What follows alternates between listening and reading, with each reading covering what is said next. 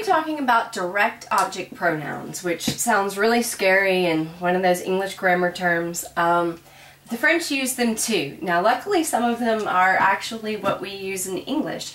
French was actually the official language of England for about 400 years or so after the Norman Conquest in 1066. So a lot of French words you will see in the English language. And this is why technically French is easier to learn for an English speaker than Spanish. But because we are so surrounded by the Spanish language, we tend to think that Spanish is easier, but technically French is easier because there is a lot of it already in the English language. So me, for instance, is the French word for me. This is pronounced me. Te is for you. Le, him or it. La, her or it. Nous, us. Vous, you or y'all. And then les, them. Now this is set up again in singular, plural, first person, second person, and third person. It looks like subject pronouns, but it is not subject pronouns. You cannot use me as the subject of a sentence. Just like you wouldn't say me buy a car, you can't say me achète une voiture. Alright? So these are not subject pronouns. They are not reflexive pronouns, even though they may look similar. But these are direct object pronouns, and they have their own rules as to how they are used. So let's get into that right away.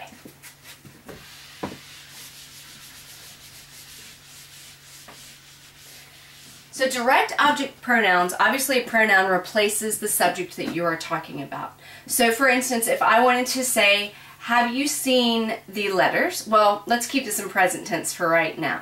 Let's say I buy a car. J'achète une voiture. Now, because voiture is feminine and singular, if you remember, we had me, te, le, or la, nous, vous, and les. Okay? So, because voiture is feminine singular, that is the direct pronoun that we are going to use. So, la is our feminine singular pronoun, and the direct object pronouns go in front of the verb, right? That they are being referenced into. So the English of this would be I buy it. But the French English, once again, this is why I keep begging you to do this in French English, because the French English is actually I, it, buy. And of course, it doesn't really exist in French because everything has gender. So la would be the one that's going to replace that because it is feminine singular. So now I can bring this all the way down and say, well, let's do it with this. Je achète. And the reason this is that E is because ER for je. And then I would put la here. But just like everything else, you can't have that little bitty two-letter word that ends with a vowel right next to a word that begins with a vowel. So I'm going to take this off and make that an apostrophe. And now, je l'achète means I, it, buy. Now, if you know the way to say I love you in French, that you have actually been using direct object pronouns. For instance, in French, the way to say I love you is je t'aime. Je t'aime, which is actually the word for like. And what's the difference between like and love? Well, you just got to know what you're dealing with there. So je t'aime is the way to say I love you. But you're noticing right away that the te is in front of un, and that is because direct object pronouns go in front of the verb that they are working with. So the French English of this would actually be I, you, love. Okay? So these are direct object pronouns. Let's work with a few more just to be on the safe side. All right. for instance, if I wanted to say, let's go with some plurals.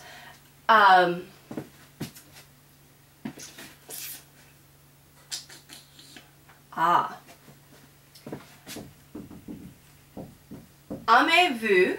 Now you're noticing right away that I am using inversion to ask a question. Like you, les nouvelles fleurs. Now you notice that I use nouvelle because this is feminine plural. This is the feminine, or actually just the plural way to say the, and you have to remember you have to have some type of article or something like that in front of the noun before you use it. So the, new, and then flowers are also feminine plural. So if I wanted to say yes, I like them, or let's say we like them, let's get rid of the I. We, nous. Now in English it would be we like them. In French, it is we, them, like. And so since flowers is plural, I would say we, nous, les amons. And I changed the conjugation here because it's got to match the subject pronoun. So here is my subject pronoun and the verb that it's being conjugated with. This is the direct object pronoun. We, them, like. Alright? So this is how you use direct object pronouns in the present tense. Just remember they go in front of the verb that you're working with. Now, what if the verb happens to have what if the sentence happens to have an infinitive in there? So now we've got a conjugated verb and an infinitive. Once again, you are going to be working with the verb that you are modifying. So, for instance, if I wanted to say,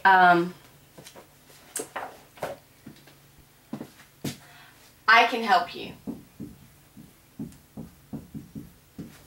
This is the English. Let's break this down into French English, okay? Remember, can is what we use in English, but the French use have the ability, right? And if you have the ability, then it's have the ability to help, which is why, again, where French English comes into play. So the French English is I have the ability to help. Now, where does the you go? Well, you're helping the person. You're not having the ability on the person, you're helping the person, okay? So this is the word that you are going to be dealing with when you are working with your direct object. So it's I have the ability, you, to help. And now I can break this down into the French. So I have the ability, and keep in mind that's one conjugated verb. It is the conjugation of pouvoir. So hello, this is the French. Je peux aider, and I'm talking about you in the singular informal form, so it would be to. And keep in mind, I can't have this vowel next to this vowel, so this would be like that. And now I have the ability, you, to help. Je peux t'aider. Okay? And if I was making this a more formal, or maybe there were people that were involved, not just one person, then I would use the formal or plural form of you, which would be vous, which is the direct object pronoun. Okay? So je peux vous aider. Alright? So this is how you deal with direct object pronouns in the present tense and with infinitives. Now, let's take this a little further. Let's use inversion with this. Let's use my eraser with this too. Alright. Sorry, I've got a lot going on over here.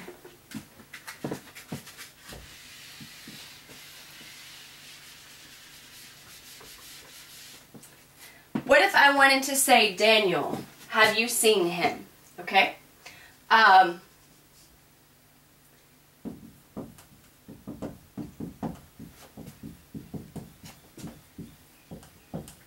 Now this is how we would do it in the English. The French English would be a little different.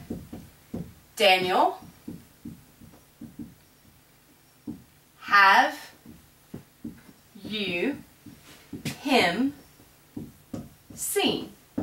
You're also noticing that we've suddenly gone into the passé composé, right? And so, very simple. Daniel is obviously going to come right down. Have you seen? Now this is my passé composé, and this is the passé composé verb. So you have, and I'm talking with the to form of you. So the conjugation of avoir would be a, to. Don't forget you have to put your hyphen when you switch your conjugated verb and put it in front of your subject pronoun in order to ask a question, right? And then him is going to be le, because that's where we're at right here. And then seen, and seen is vu, which is the past participle of voir. So, Daniel, as-tu le vu? Have you seen him? Okay? So, hopefully that will help you out with that. Now, interestingly enough though, do you remember when we dealt with the passé composé that dealt with être? And if you remember, the past participles that dealt with être had to match the noun in both number and gender, right? It's the same thing when you are dealing with direct object pronouns. The direct object pronoun and then the verb end up having to match. Let me work through this with you because I know that sounds really kind of bizarre. Doesn't matter if it is avoir or être. When you are dealing with direct pronouns, then you have to change your past participle. So, this one does not change because Daniel is masculine. And if you remember your masculine, feminine endings, remember this little chart that I keep throwing up here? Masculine, feminine, singular, plural. With masculine, there is no ending. The plural form for the masculine is S. If feminine, you add an E, and feminine plural, you're going to add an ES, right? So, if I wanted to say, where have you put the letters? Okay? Where have you put the letters? Alright? Now let's break this down into French English. That's the English. The French English is going to be where, oh, you can't see that, I apologize. Hopefully you can see this one. There we go. Where, and don't forget that you have an accent grave over the U. Where have you the letters put? And the letters in this case is the direct object pronoun. It's the object that's receiving the action of the verb. The letters got placed, so the letters is the direct object. Okay? Oh, and I already went into French here, so there you go. Alright, so now we can bring this down even further. And I'm going to go ahead and use the formal form of this, just so that we get a little used to working with different pronouns. So, obviously, U is U. Where? Now, I said I was using vu, so we have vu here. The conjugation of avoir for vu is avait. Because I am putting this in inversion, using my conjugated verb in front of my subject pronoun, I've got to put a hyphen there. And letters, I have to say the letters. Letters is plural. Letters also happens to be feminine. So, lettre, and then les is the plural form of the. Okay? And then put. And if you remember, the verb for to put, to place or to put is mettre. So it's going to be mis. Okay, that's the past participle of mettre. So here we go. Now keep in mind that letters is feminine plural. It's feminine, right? So this is not quite correct because my past participle has to match this in both number and gender. And since this is feminine plural, this is also going to have to be feminine plural. So what is my feminine plural ending? It is es. And now, où avez les lettres mis? Or mise, mis, really. where have you the letters put? But we're not using this anymore. We need our direct object pronoun, which happens to be the same, which is les. Now, where have you them put? Because we're using direct object pronouns to replace the noun, okay? So that is where this comes into play. This is your direct object pronoun. And because this happens to be feminine plural, this had to be feminine plural as well. But let's say that I was dealing with a masculine verb. A masculine object. I still want to work with mis. I still want to say put, all right?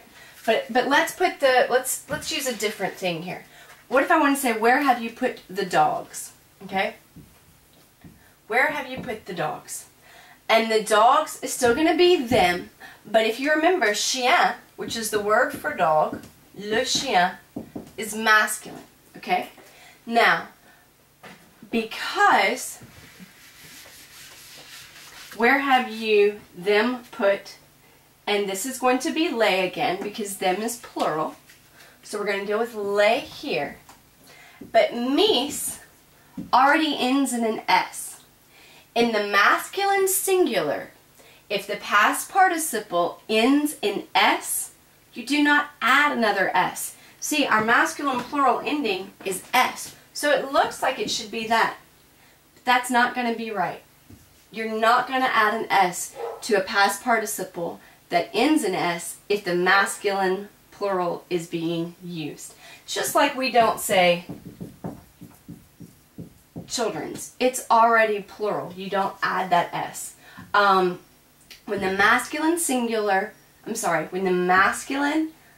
past participle ends in S, do not add an S to make it plural. Now, let's say that I wanted to do something that was just feminine. And what if I wanted to say, where have you put the letter? And letter here, again, letter is feminine, and it's singular. So instead of saying lay there, I'm going to go back to the singular form and use la, because it's feminine. So it would be, where have you it put? And then I would say, where have you la mis? Okay? But now we're dealing with the feminine. So the feminine singular, I am going to add an E to. Où avez la mis? Okay? So, now we have dealt with direct object pronouns in the present tense.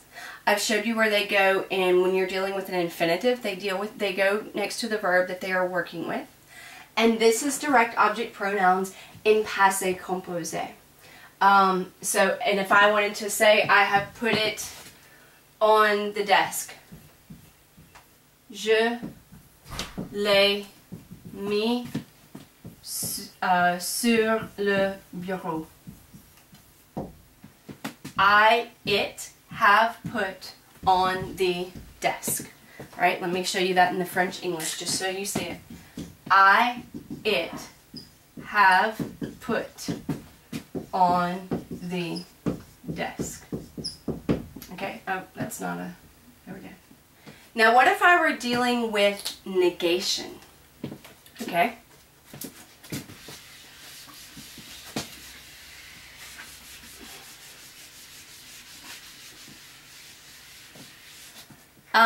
And let's do with this, for instance, if I wouldn't say, I do not love you. Oh, how horrible is that? But let's go with that. You love, and then remember, not goes around the conjugated verb, so which is ne pas.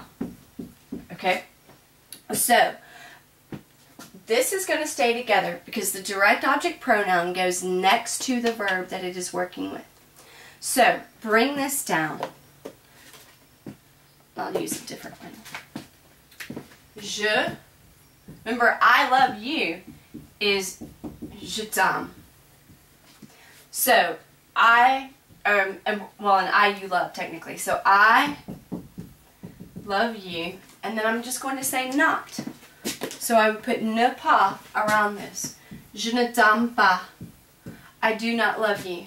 If you wanted to be really, really cruel, je ne t'aime jamais. I never loved you. Alright? So this is how you deal with it in negation. So you've seen it in present tense, you've seen it with infinitives, you've seen it in passé composé, you've seen it in inversion, and now you have seen it in negation. I wish you the best of luck with direct object pronouns. Bonne chance.